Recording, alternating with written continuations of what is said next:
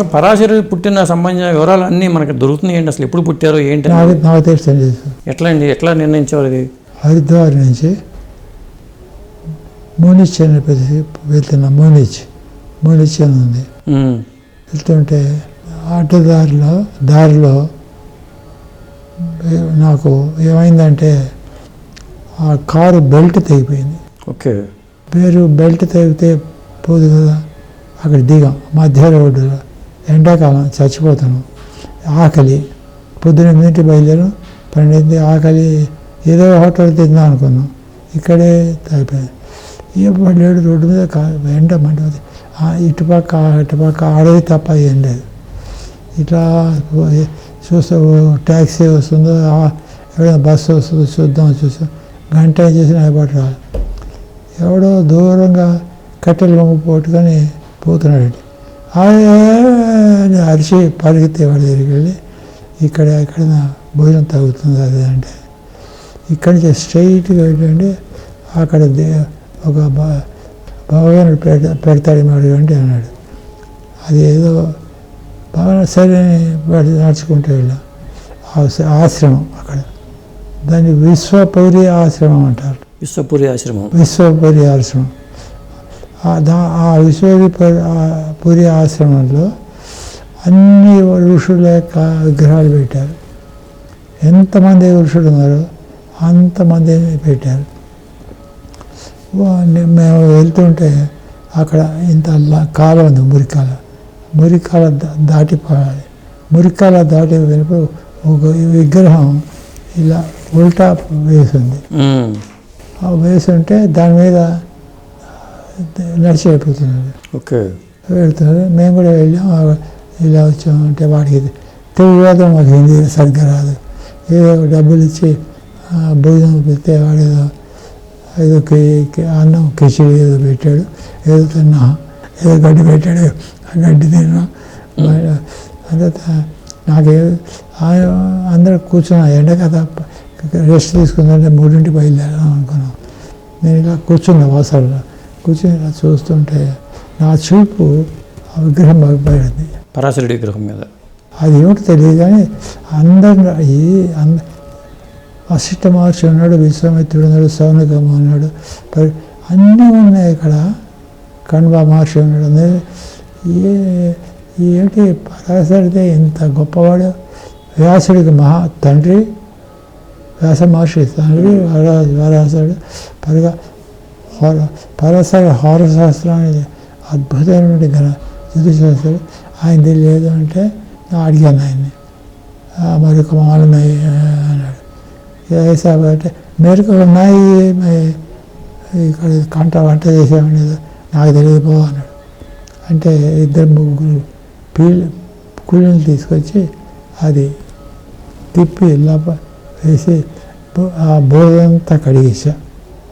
మా ఫ్రెండ్స్ ఉన్నారు, పిచ్చర్ మరి పాదరా 3 అయిపోయిందంటే వద్దు నేను చూడాలి, ఐ వాంట్ ఏదో నాకు అనిపించింది చూద్దామని తిరిగి చెప్పి అంతా కడిగేస్తే ఆ కింద విగ్రహం కింద శ్రీ పరాశర మహర్షి అన్నది.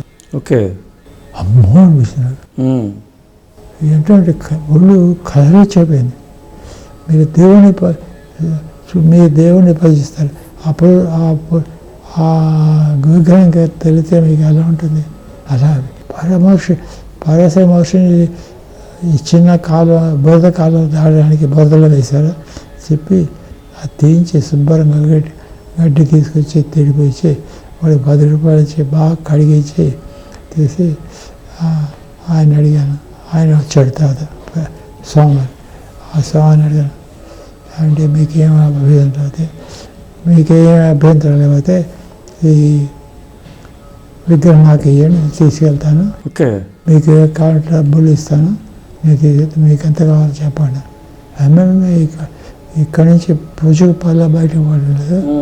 ఇది ఆశ్రమం, మహర్షి ఆశ్రమం, విశ్వపురి ఆశ్రమం అంటారు. దీంట్లో మీరు ఏదైనా పూజ చేసుకునేటండి, మీరు ఇవ్వమన్నాడు. సరే మీరందరూ పొండరా, నాకు పోయింది. ఒక రోజు ఆశ్రమంలో ఉండొచ్చా అంట అన్నాడు. ఆశ్రమంలో అప్పుడు మేస్త్రిని పిలిచి దిమ్మ కట్టించి అక్కడ ఓకే.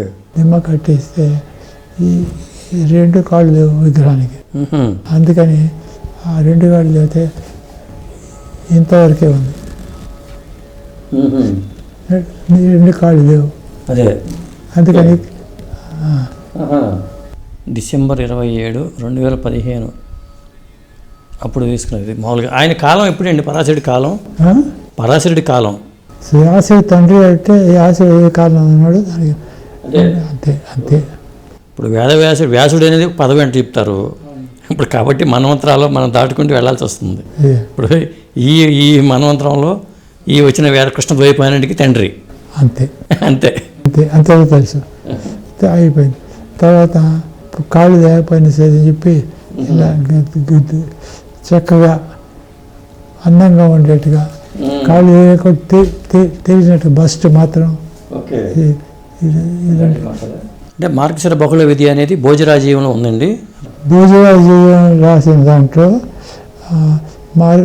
పరాశరుడు మార్గశిర బహుళ విధి జన్మించాడు అని చోట ఆ బుక్ నేను భోపాల్లో మధ్యప్రదేశ్లో బుక్లో చదివాను. ఓకే. నేను జెరాక్స్ తీసుకుంటానంటే ఆయన ఒప్పుకోలే. అది పుట్టుకుంటే వెళ్ళిపోయేట్టుంది బుక్. ఓకే. నేను లేజర్ జెరాక్స్ తీసుకుంటానండి ఏమంటే రాసుకోమన్నాడు. సరే అని చెప్పి అదే రాసుకొని తీసుకొచ్చాను. అది వేదంగా తీసుకున్నా. ఎక్కడ తెలియటం లేదు కదా, మన్వంతరం అయిపోయాయి. కానీ అది ఆ రోజున అది తీసుకుని దాని ప్రకారం ఆ రోజున పరాశరుడు పూజ చేసి అందరికీ భోజనాలు పెట్టి చేసుకుంటే నాకు ఆ పరాశరుడి మీద ఆధారపడ్డా కదా. అదే అంత భక్తి మీకు పరాశరుడు అంటే? అంత భావం.